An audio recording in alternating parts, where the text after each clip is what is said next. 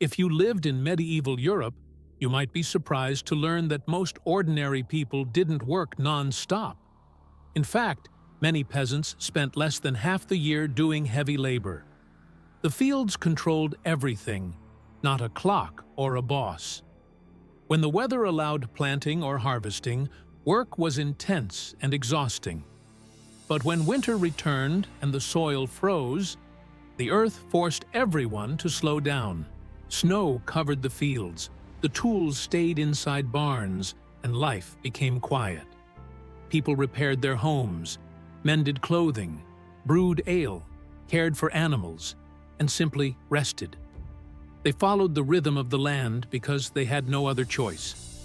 The world moved slowly, and so did they.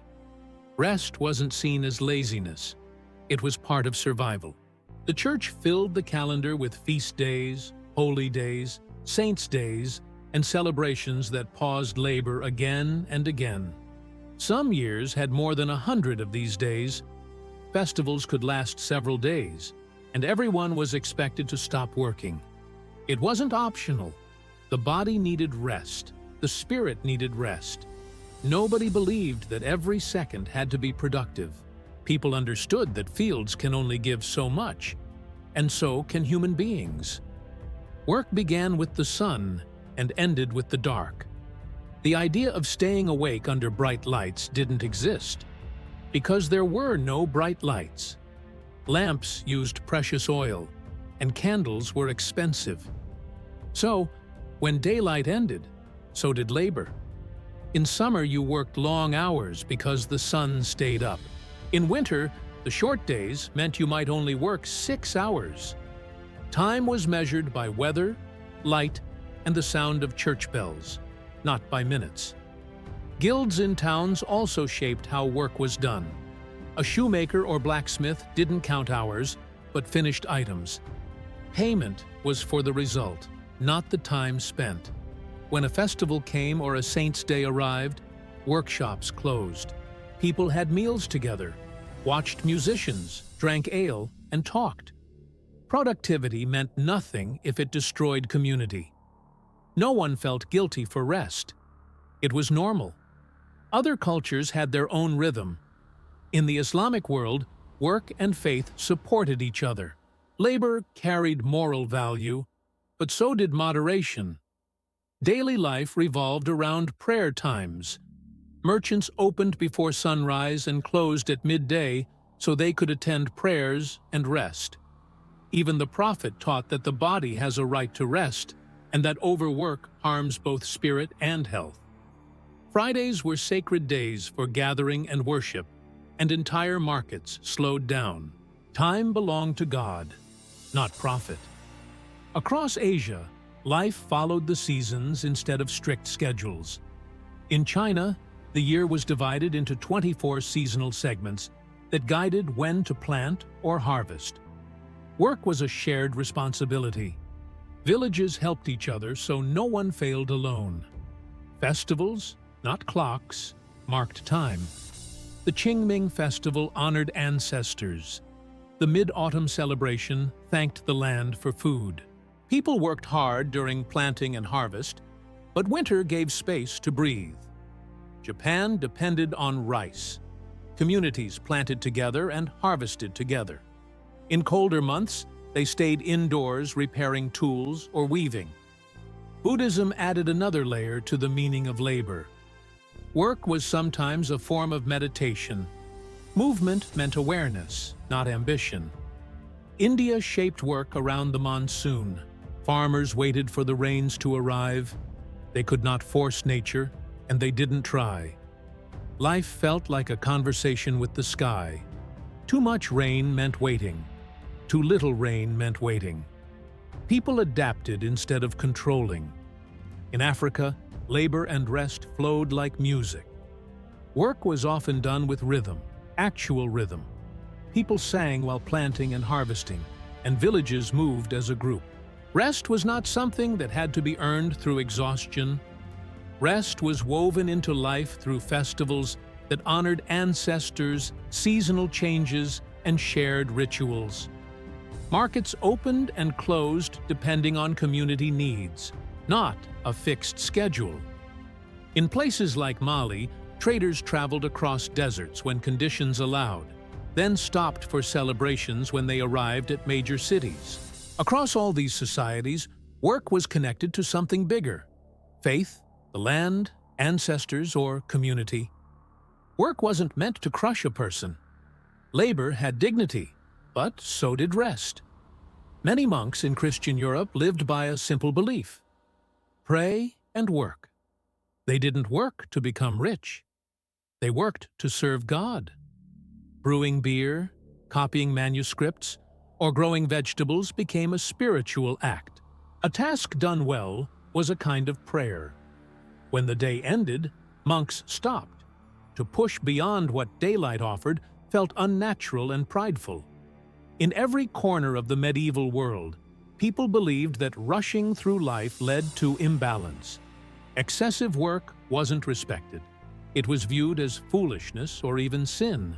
Too much ambition looked like greed. Slowness didn't mean weakness. It meant wisdom. This old rhythm began to disappear in Europe when mechanical clocks appeared in cities. They started in Italy around the 14th century and spread through the continent. Clocks changed everything. Bells no longer only signaled prayer or celebrations. They marked working hours. Time suddenly became something that could be divided, owned, controlled, and sold. Arriving late became an offense. Leaving early became suspicious. Work shifted from tasks to hours, from completion to endurance.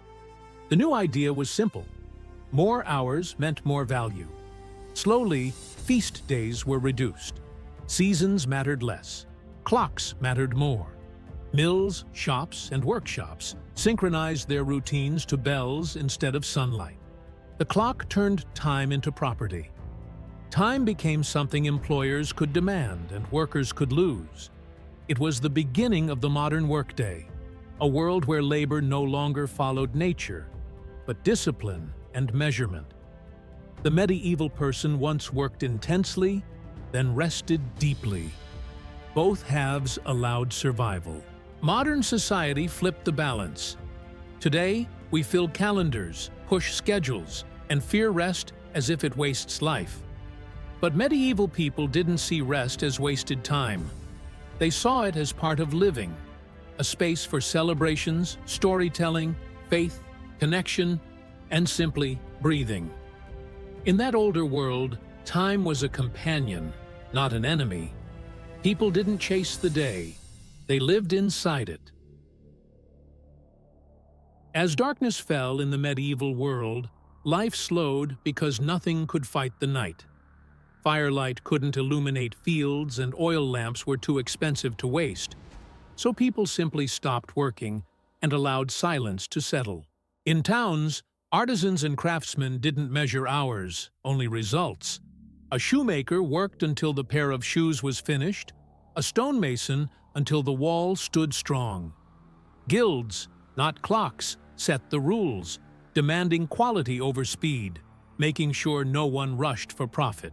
Workshops were often just rooms in homes, where children fetched water, wives handled customers, and work mixed with family life until everything became one flow instead of separate categories. When church bells rang or feast days arrived, tools were set down without guilt, because rest wasn't a reward. It was expected. Monks lived this balance most clearly. They prayed, worked, prayed again, seeing labor as devotion and stillness as part of worship. Across Islamic lands, people followed a similar rhythm. Markets opened at sunrise, paused for prayer at noon, and closed early so the body and spirit stayed in harmony. The Prophet taught that the body has rights over you, meaning rest wasn't indulgence, but duty.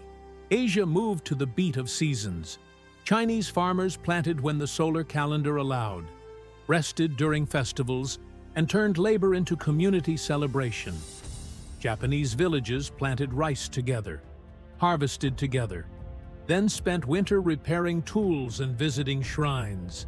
India surrendered to the monsoon, working only when the land allowed. In West Africa, the earth and sky dictated time. Planting and harvesting were communal, often done with music and shared effort. And when work ended, rest arrived in the form of festivals and storytelling. All these cultures shared one truth: humans did not control time. They lived inside it. But a shift began when giant public clocks appeared in European cities in the 14th century. Bells that once called people to prayer now demanded punctuality. Hours became units to buy and sell. Employers started paying workers by the hour instead of by the task. Feast days shrank, long winter rests faded, and people learned to fear being late. Time became a possession. Work became a race. Productivity suddenly mattered more than the rhythm of seasons or the needs of the body. The medieval world, even with its struggles, understood something we have forgotten: that constant work destroys more than strength. It destroys spirit. They accepted limits of nature, believed the body deserved restoration, and knew the land could not be pushed endlessly. Modern research now proves what medieval farmers and monks knew instinctively. Rest increases creativity, restores focus, and allows work to improve. They did not see rest as failure, but as wisdom. They worked fiercely when needed, but stopped without shame when the day ended. They lived by light, not by deadlines. They measured life not by how much they produced, but by how deeply they existed between the moments of labor. Their world moved slowly, but it endured. They trusted pauses the way we trust speed. In their rhythm, rising with the dawn, stopping with dusk, letting seasons rule instead of stress, something inside them stayed whole. Perhaps the lesson hidden in those centuries is not that medieval people worked less, but that they understood the power of stopping. Rest was not wasted time. It was proof that life mattered outside of work.